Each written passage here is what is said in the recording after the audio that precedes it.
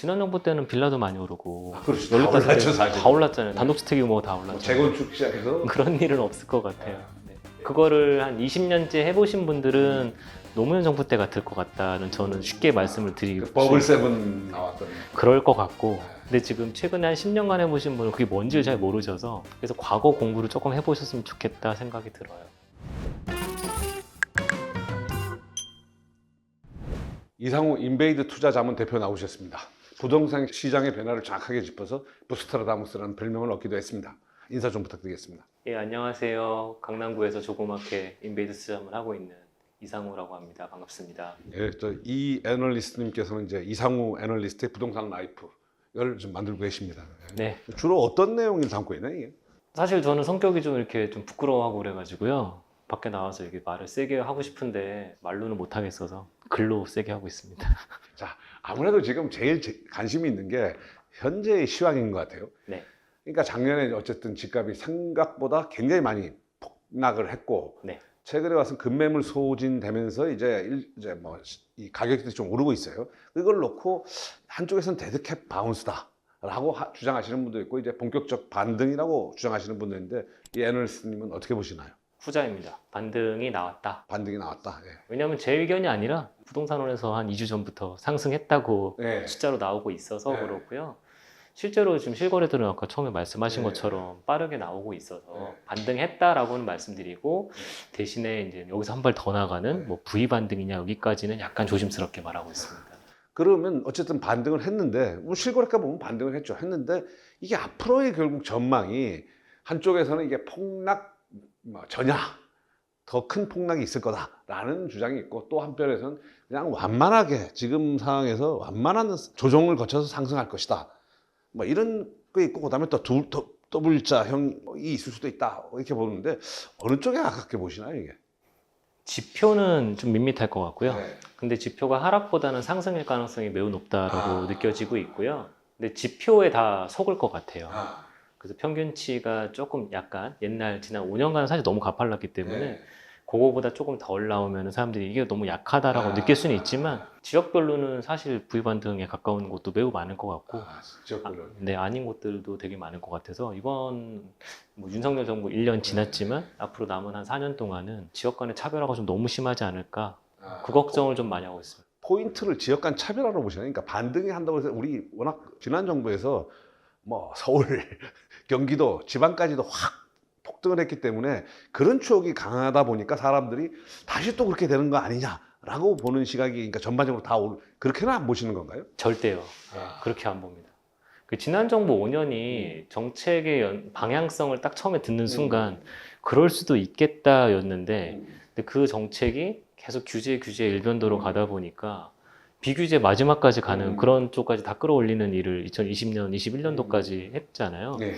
근데 이번 정부의 정책은 그렇지가 않다 보니까, 그러다 보니 인기 지역 위주로 상승할 가능성이 아주 높다고 보고 있어서 재현될 것 같지 않아요. 그리고 그 재현되려면 법인이든 다주택자든 어쨌든 양성화되는 안이 나와줘야 될 텐데, 아직까지 정부에서는 그런 쪽에는 힘을 실어주지 않고 있어서 더더더 가능성을 낮게 보고 있습니다. 결국은 전통적으로 수요가 많은 지역이라는 일종의 뭐 강남을 비롯해 가지고 그런 쪽 중심으로는 오르겠지만, 거기서 소외된 지역도 상당히 있을 수 있다는 아주 많을 수 있죠. 아주 그리고 또 거기서 상품에 따라서는 더 그렇겠죠. 왜냐하면 지난 정부 때는 빌라도 많이 오르고 그렇죠. 다 연립 땄을 때 올랐죠, 사실. 다 올랐잖아요. 네. 단독주택이 뭐 다 올랐잖아요. 재건축 시작해서 그런 일은 없을 것 같아요. 네.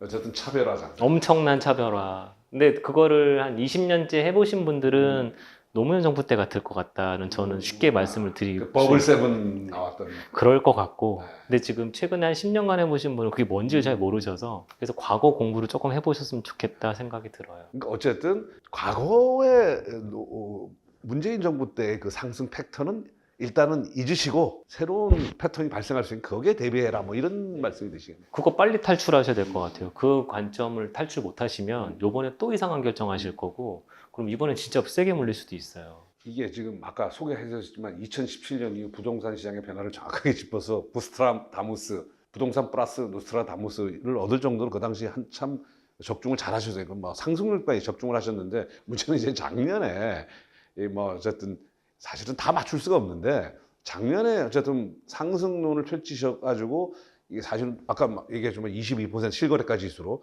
근데 KB 지수로 보면 서울 아파트 같은 경우 뭐 4% 떨어졌으니까 크게 떨어진 건 아니지만 어쨌든 이거에 대해서 빗나간 이유를 어떻게 본인이 이제 그걸 설명을 하시면 어떤가요? 다 저희 부족함이에요. 무슨 네, 네. 정말 다 저희 부족함이고 그러니까 뭔가의 돌발 상황까지도 사실 예상을 했어야 됐는데 그것들 예상을 좀 너무 많이 못했고 그리고 저희 항상 요즘에 따라붙고 다니는 금리를 너무 모른다. 뭐 그것도 뭐 저한테 그렇게 공격을 하시고 비난을 하시는 것도 다 이해는 해요. 왜냐면 저도 뭐 맞는 것 같아서. 그래서 아까 말씀드린 것처럼 작년에 틀린 건 그냥 올 곳이 다 제 잘못이에요.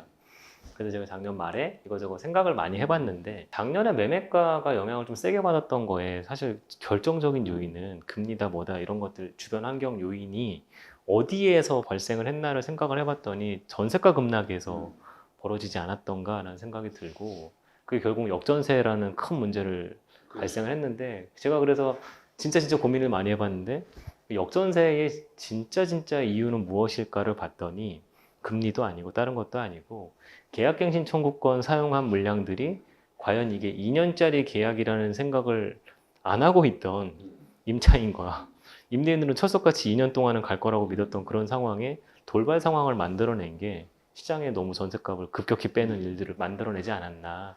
그게 사실은 되게 결정적이었다고 보고 있고 그게 작년 여름 가을이었던 것 같아요. 근데 어쨌든 이 작년에 어쨌든 뭐 애널리스트의 전망이 사실은 100% 맞으면 점장이겠죠. 그건 뭐 있을 수 없는 얘기지만 어쨌든 그 중에 이제 논란이 됐던 게 연끌 오종 논란도 있어가지고 마음의 상처, 마상을 상당히 입었을 것 같은데 아니요 마상 없어요. 없어요. 그런 거 신경 안 씁니다. 금리를 어쨌든 지금 올해 전 세계적으로 뭐 마찬가지고 지금도 우리가 보면 이게 초유의 일 아닙니까? 사실은 금리라는 게 팬데믹 경기 침체를 막기 위해서 급격히 뭐 0%까지 내렸다가 다시 뭐 미국 같은 경우 이제 막 4%까지 올리는 이거는 그러니까 결국 이 금리가 평상시 같으면 모르겠지만 금리가 이 정도로 변동된다면 이거는 금리를 결정적으로 봐야 되는 거 아닌가요? 이거는 어떻게 보시나요? 이건 그게 작년에 심리에 엄청난 영향을 준 것 같아요. 그러니까 실제 메커니즘에 제가 몇몇 동영상에 이렇게 나왔던 이유 중에 하나가 전세자금 대출이 이 모든 사단의 시작이라고 생각을 하시는 분들 입장에서라면 그럼 전세값의 거의 8, 90%씩 전세자금 대출을 해준 적이 있느냐? 해주지 않았다. 맥스로 해봤자 5억 원 정도밖에 대출이 안 나오는데 그런 것들이 강남에 15억, 20억짜리 전세를 설명을 못하지 않느냐? 그게 저의 논리였는데 아무튼 그런 상황에 아까 전세가 그 금리가 급격히 움직이는 것들에 저는 영향이 좀 그렇게 세진 않을 거라고 봤지만 아까 그게 갱신권 쓰신 분들이 갑자기 나가버리는 일 때문에 급격히 메꿔줘야 되는 또 임대인들의 부담들이 전세값에 영향을 줬고 두 번째는 금리가 말씀하신 대로 순식간에 4%씩 이렇게 움직이면은 매수를 하려던 사람들은 조금 마음이 설레이잖아요. 좀 천천히 해야 되지 않을까? 그리고 속도를 약간 더디게 만들었던 그런 것들이 좀 결정적이었던 거로 보고 있어서 심리에 작년에 엄청난 영향을 줬고 그리고 아까 제가 불확실성도 또 예상을 했었어야 했는데 전쟁이 났고 그렇지. 유가도 환율도 막 요동을 치는 일들을 보면 사람들은 불편하죠. 그래서 금리가 조금 이렇게 가만히 있어줘야 사람들도 좀 적응을 하는 시간이 필요했겠구나 그 생각도 작년 말에 많이 했어요.